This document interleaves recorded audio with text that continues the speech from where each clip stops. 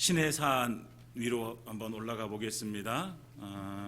시내산 위에서는 지금 어떤 일이 벌어지냐면 하나님께서 모세를 부르셔서 모세와 40일 동안 함께 하시면서 모세에게 십계명을 주시고 그리고 율법을 주시고 성막을 만드는 법을 알려주시고 제사장의 옷은 어떻게 만들어야 되는지, 그러니까 하나님 앞에 이 세상에서 살지만 구별된 백성으로 하나님의 자녀로 어떻게 살아가야 되는지에 대해서 하나님께서 그 시내산에서는 지금 모세와 만나시면서 그 모든 것들을 다 말씀해 주고 계세요.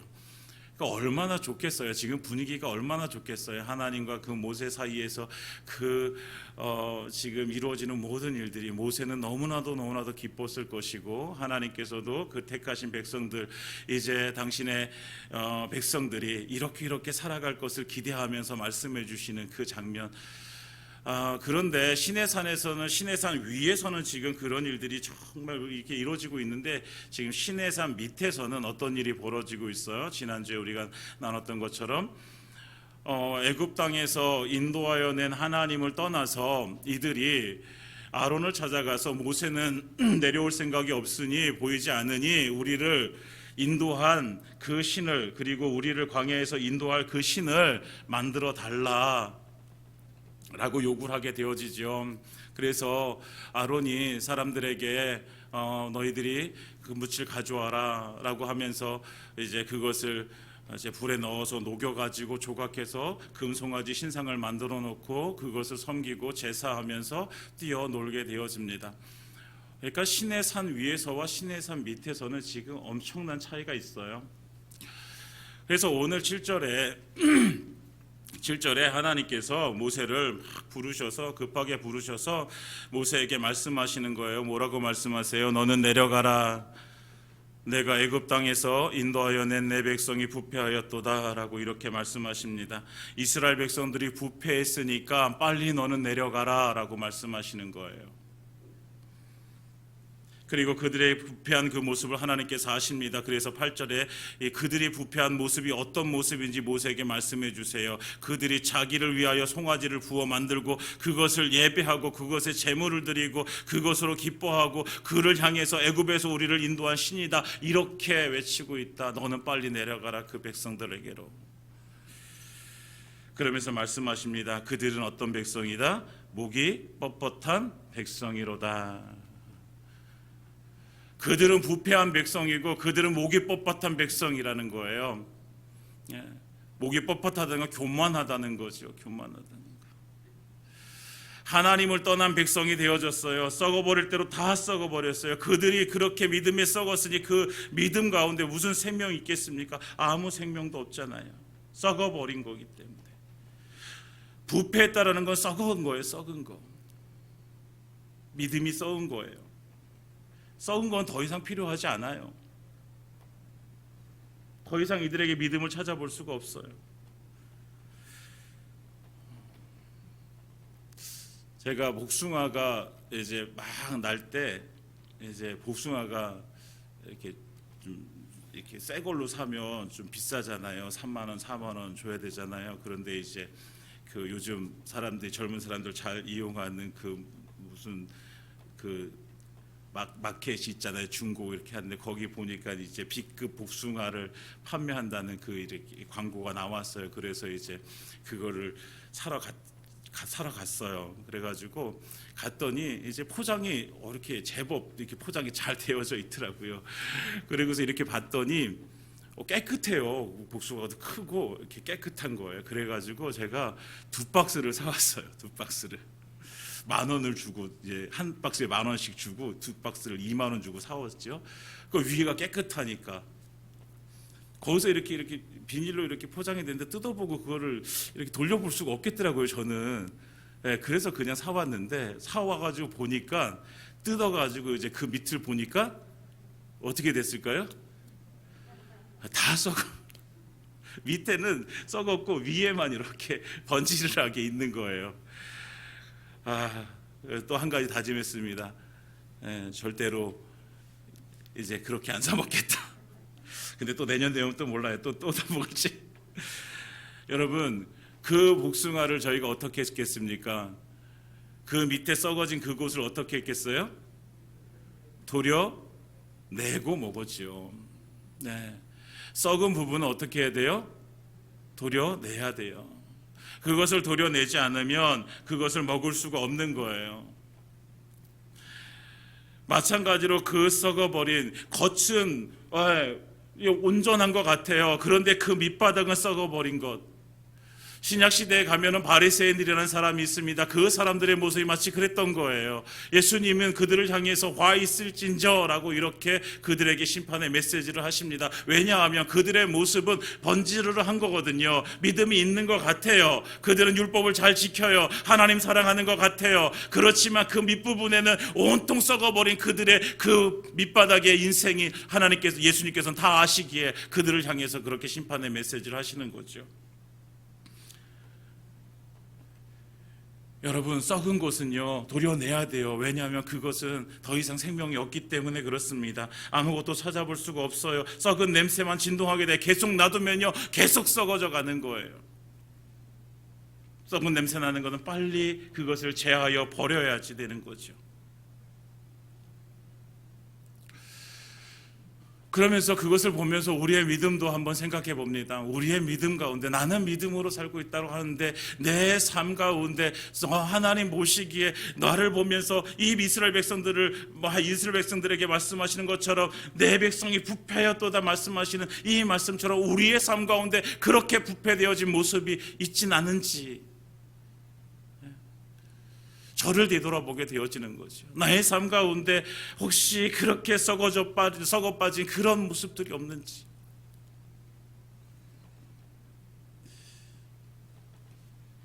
여러분, 우리는요 얼마든지요 사람 앞에서는 우리의 모습을 감출 수가 있어요. 나는 이만큼 거룩한 사람입니다.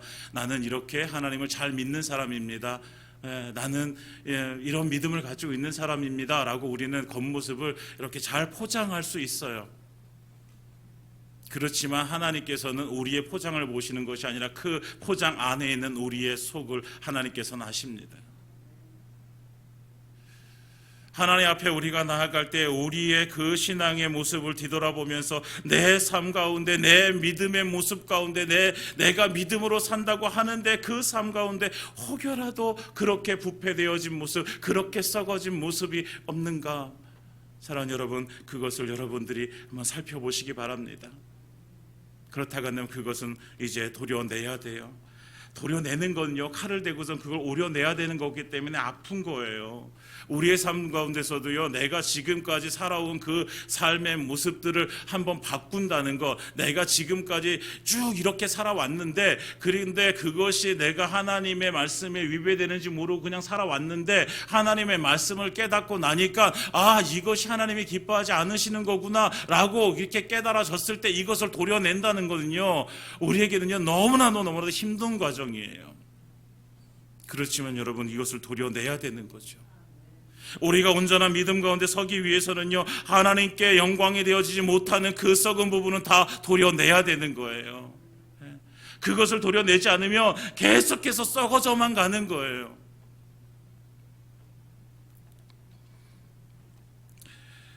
만약에 우리가 도려내지 않으면 그걸 누가 도려내실까요?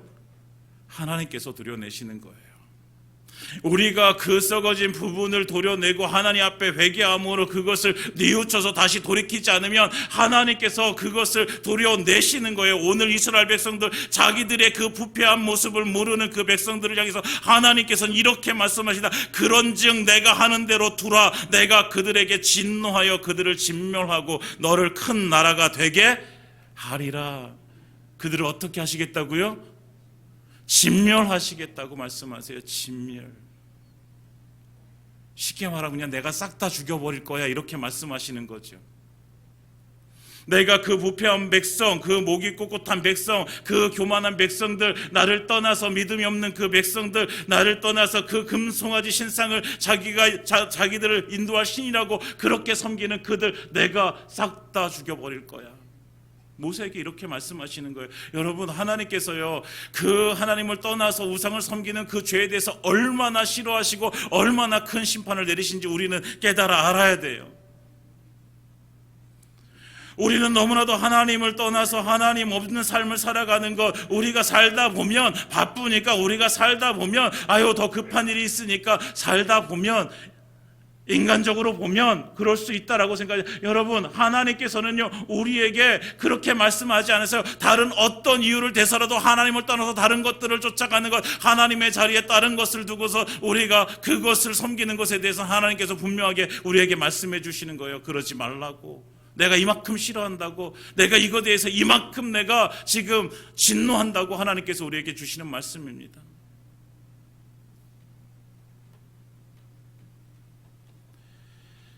부패한 백성, 하나님을 떠나버린 백성, 교만한 백성, 하나님께서는 이들에 대해서 이것을 도려내시는 작업을 하시는 거예요.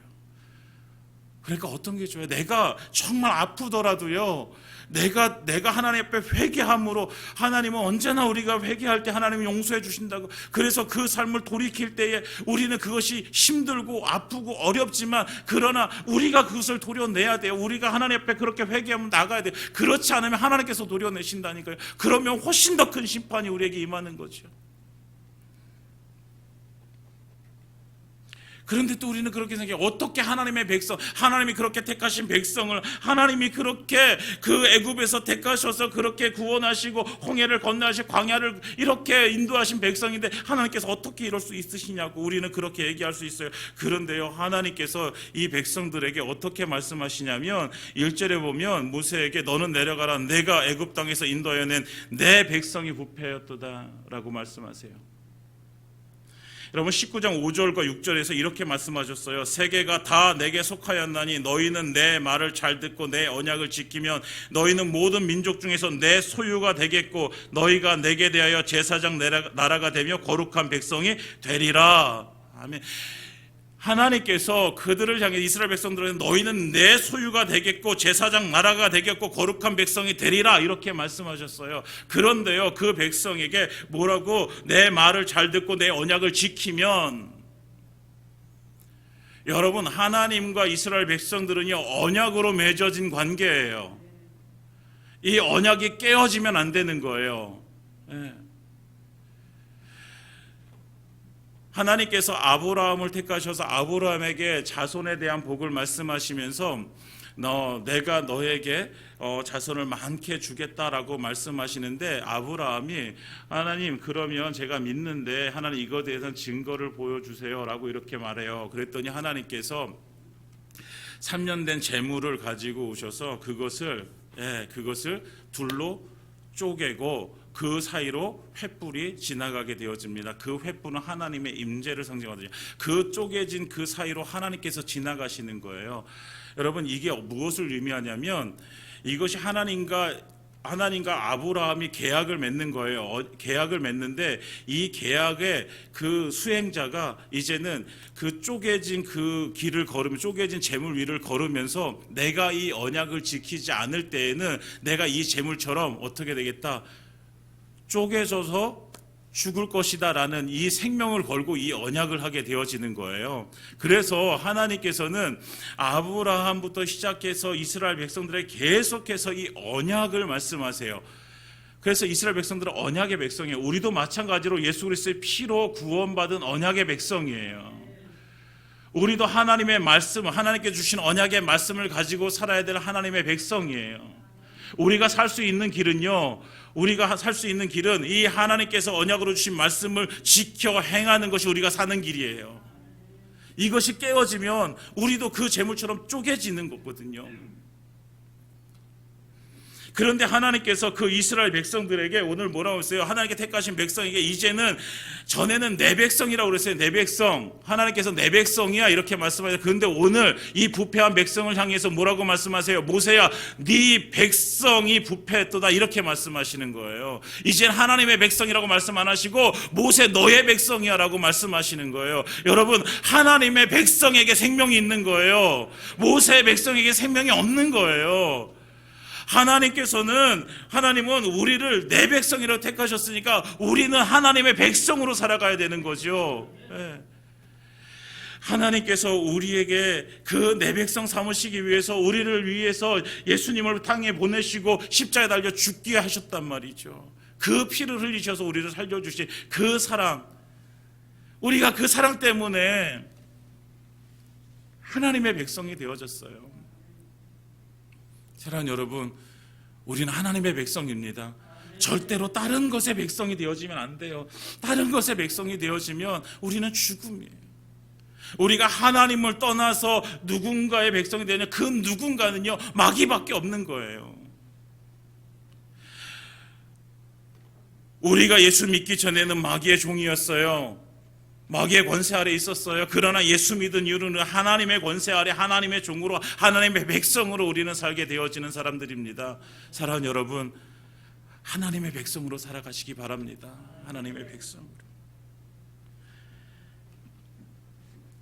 내 백성이라고. 하나님께서 절대로 우리를 향해서 너 다른 사람의 백성이자 다른 것의 백성이잖아, 이렇게 말씀 안 하시고, 하나님의 백성, 내 백성이야. 너는 내 백성이야.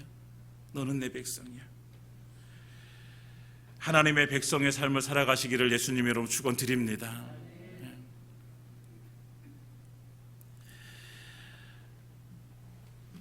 이게 어떻게 해야 돼요? 하나님께서 이 백성들을 다 진멸하시겠다라고 이렇게 말씀하셨어요. 하나님의 그 심판의 말씀이 임했어요. 그럼 모세는 어떻게 해야 될까요? 이때 우리가 읽지 않은 본문 11절부터 우리가 보면요, 모세가 어떻게 했는지 나와요. 모세에게요, 이스라엘 백성들은요, 너무나도 특별한 존재예요.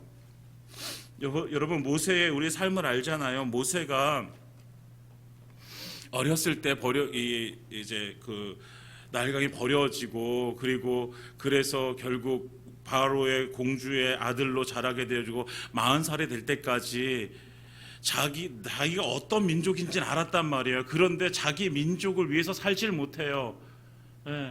내가 이스라엘 민족이라고, 내가 히브리 백성이라고 떳떳하게 말하지 못하는 그 아픔을 가지고 있는 사람이 모세예요. 그러니까 40세에 자기가 어느 정도 힘을 가졌다고 생각할 때 나가가지고 애굽 사람을 쳐 죽이잖아요. 자기 민족을 살리기 위해서.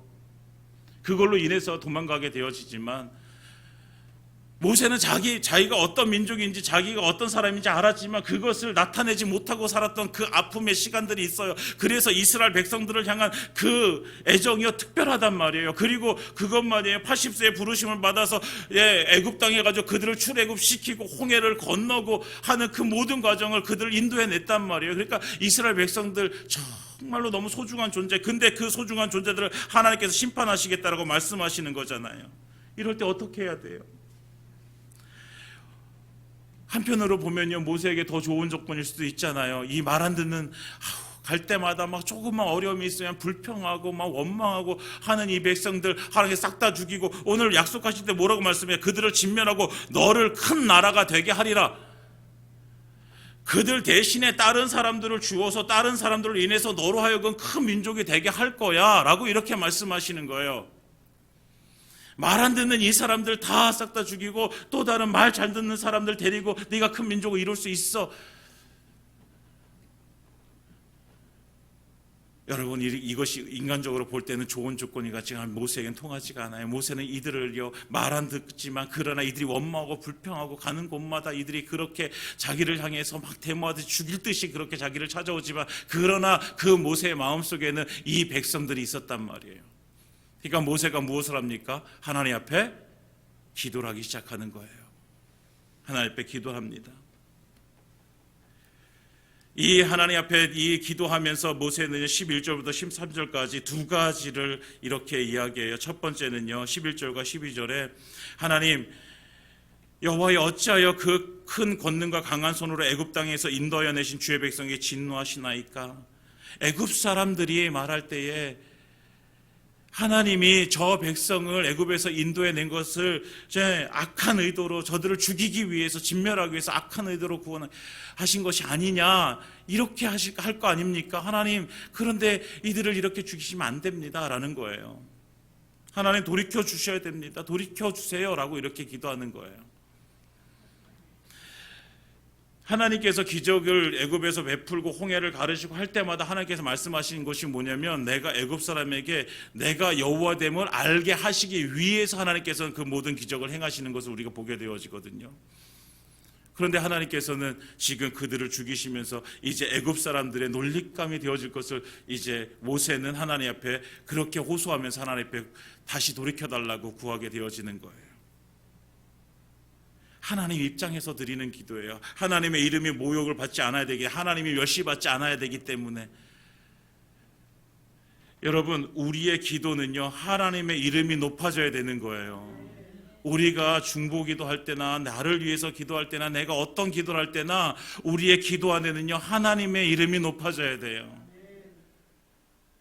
내 이름이 높아지는 것은요, 그것은 하나님의 이름이 멸시를 받는 거예요.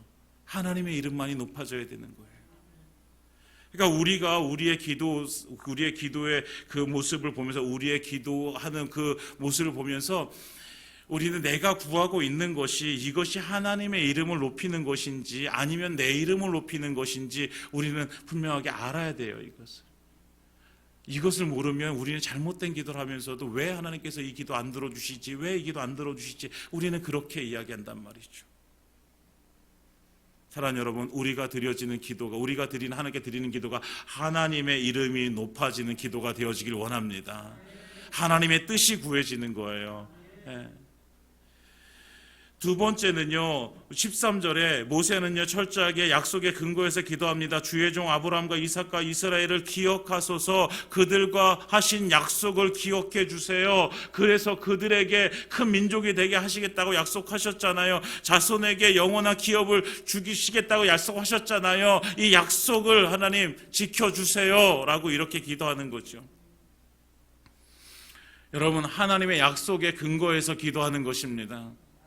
우리가 기도할 때도 하나님께서 우리에게 이 하나님의 말씀을 통해, 성경을 통해서 우리에게 주신 말씀을 근거로 하나님 앞에 기도하는 거예요. 그래야 힘이 있는 거예요. 그래야 중언부언하지 않는 거예요. 분명하게 하나님 이렇게 약속하셨으니 이 약속을 내게 이루어 주시옵소서. 하나님은 약속을 지키지 않으실 수가 없거든요. 하나님께서 약속하신 꼭 지키시는 분이시잖아요. 그러면 하나님 앞에 이 약속을 근거로 하나님 앞에 기도하면 하나님은 약속을 지키실 수밖에 없는 거예요.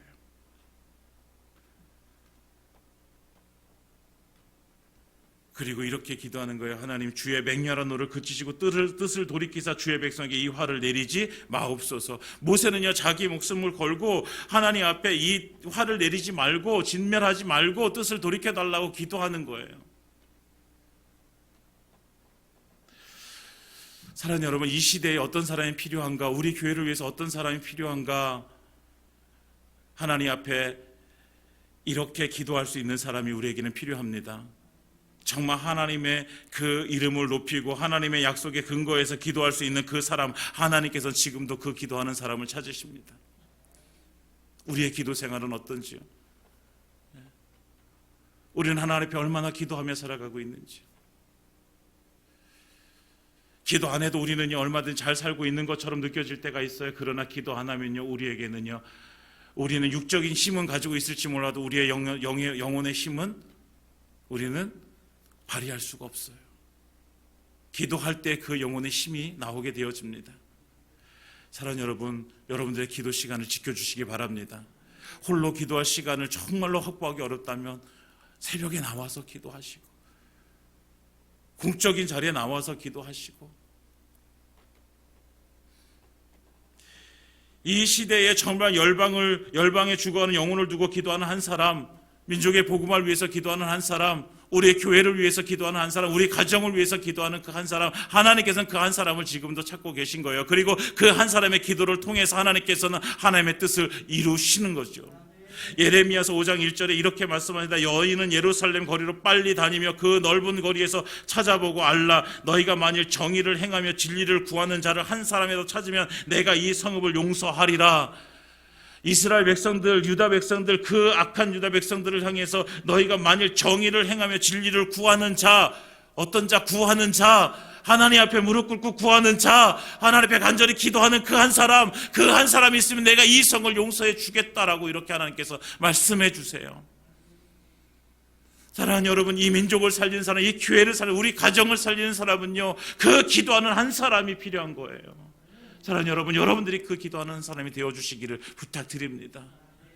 이 이스라엘 백성들이 그 금송아지 신상 앞에서 그 부패한 백성으로 그렇게 하나님 앞에 그렇게 이제는 심판을 받을 위기에 처해 있을 때에 이 한 사람 모세의 기도를 통해서 하나님께서는 뜻을 돌이키시게 되어집니다.